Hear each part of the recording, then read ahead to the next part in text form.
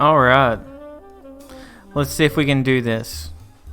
This is part 1 of a fanfiction called Patty, starring myself as a dead corpse and Michael, the man that got away. I will be reading from my phone tonight,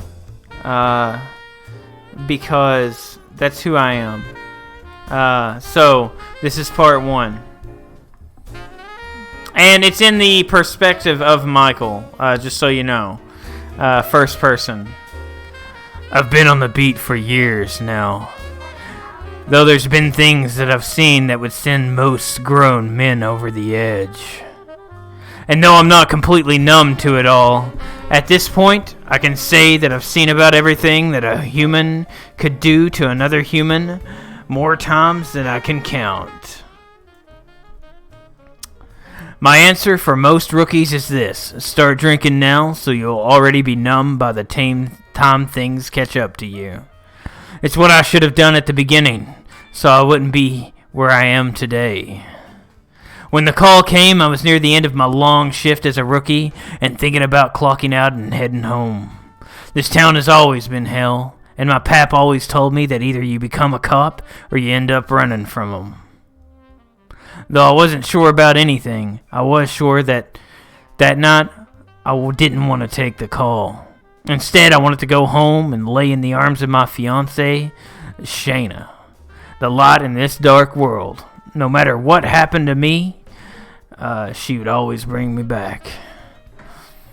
But as the men say down at the precinct, she was a dime.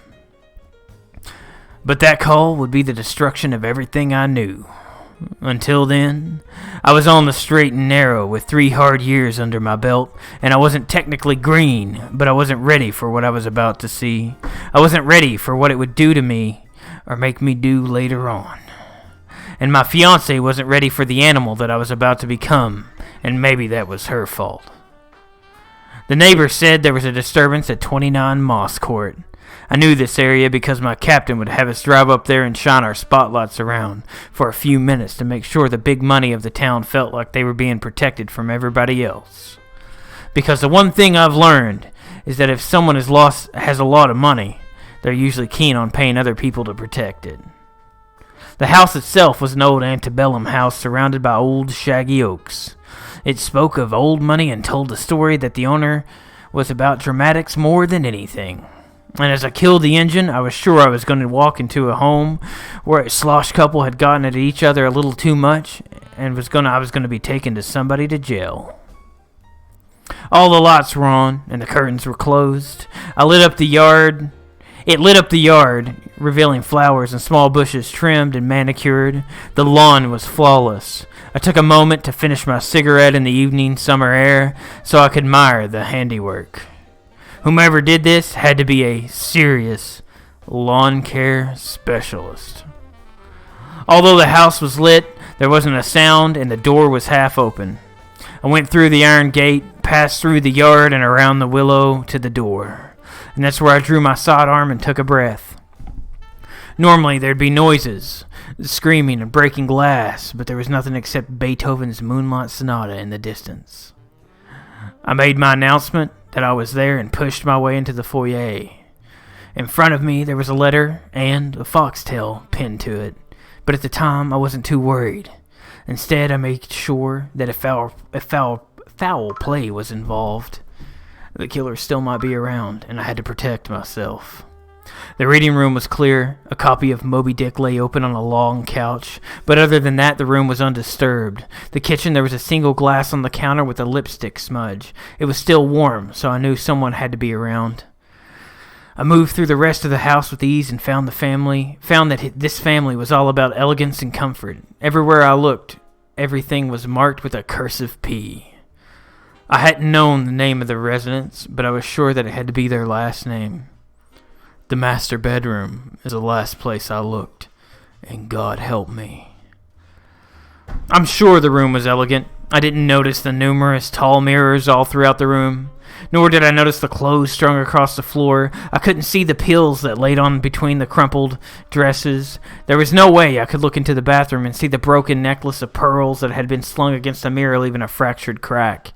Instead, the only thing I saw was him. He was lying on a crushed velvet comforter wearing a pair of cut-off jeans, boots, and a flannel shirt tied off at his midriff. He wore lipstick with green eyeshadow. And as I moved forward, I checked his pulse, but there was nothing. He was dead. I paused momentarily, not wanting to touch his pale skin anymore. That's when I noticed on the counter an old-style rotary phone and a vial of something. I couldn't work out what happened, but I was sure of two things. The first being that he was dead. The second, that I had fallen absolutely in love with him. He was the most beautiful thing I'd ever seen. And though I knew it was against everything that had been taught, I stroked his beard and felt the thrill of excitement through my entire body. The next step, of course, would be to call it in and let the seasoned detectives figure it out if this was foul play or suicide. But I couldn't bring myself to do it. I knew that once they came in, they would walk through this bedroom and turn off the music and take him away. And I wouldn't see him anymore. But I also didn't know what else to do. I looked through the nightstand and only found one card that just said, Patty. Pocketing the card, I moved around the room, looking at him from different angles, but I could not find a single flaw. His skin was so pale that it looked like he was glowing. His hair laid in such a way that it looked like it had purposely been laid that way. And soon there were no thoughts of protocol. I couldn't help but run my hands down his arms and legs. He had, it seems, to have shaved his entire body before he died. Justice is an obscure thing that men use to do horrible things. But I knew finding Patty's killer and punishing them was going to be personally, and that was true justice. Something that God, if he was looking down upon this shit town, would smile upon. I stroked Patty's hand, knowing that I was going to be back soon. I could feel the burning desire in my loins, and I promised him that I'd find his killer. I went through the house and finally back to the letter and tell. It was short and graphic. The letter said this: I don't want you here anymore. Stop coming into my house in the middle of the night and pushing your fist deep inside. It hurts. I can't use the bathroom anymore. I'm not your sweet daddy bear. The name on the letter was signed Brandon. I looked at the letter and the foxtail and I wondered if this had any relation whatsoever. And though I had no right, I felt jealousy rising. I knew that I had to find this daddy bear.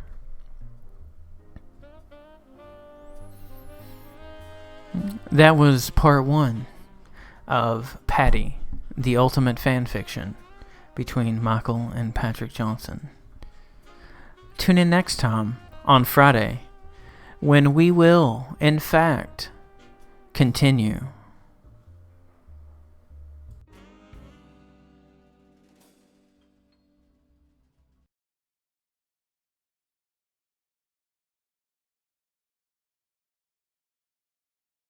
That was beautiful. All right. It definitely was.